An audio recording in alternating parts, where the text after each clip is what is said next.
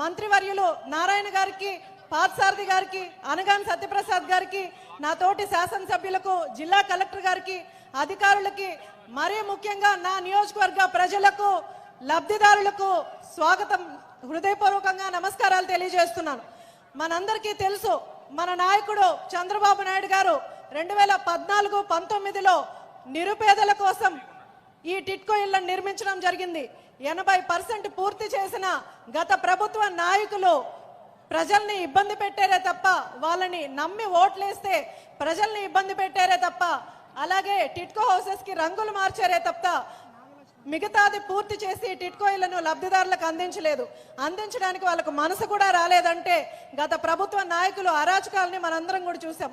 ఈ రోజు మన కూటమి ప్రభుత్వం ఏర్పడింది, మనందరికీ మళ్ళీ ఆశలు చిగురించే.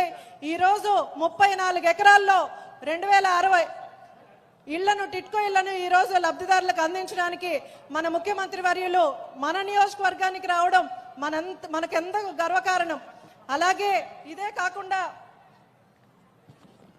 సొంత ఇంటి కళ అన్నది ప్రతి ఒక్కరికి కూడా ఒక కళ, ముఖ్యంగా మహిళలందరికీ ఇది ఒక ఎమోషన్ లాగా. సార్, ఈరోజు మీరు తెరిచింది గృహాల ఇళ్ళు మాత్రమే కాదు, వీళ్ళందరి ఆశల తలుపులు కూడా అని తెలియజేస్తున్నాను.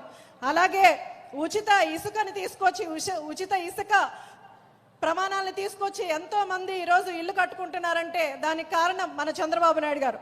అలాగే ఈరోజు రాష్ట్రాన్ని కష్టాల్లో వదిలేసి అప్పుల పాలు చేసిన రాష్ట్రాన్ని పెద్ద కొడుకులాగా, ఒక కుటుంబం నిలబడాలంటే పెద్ద కొడుకు బాధ్యతల్ని భుజాన వేసుకొని తీసుకెళ్ళినట్టు రాష్ట్రం అప్పుల పాలైపోతే ఈరోజు రాష్ట్ర బాధ్యతని చంద్రబాబు నాయుడు గారు భుజాల మీద వేసుకొని మన రాష్ట్రాన్ని ముందుకు నడిపిస్తున్నారు. అందుకు ప్రత్యేక ధన్యవాదాలు తెలియజేస్తున్నాను.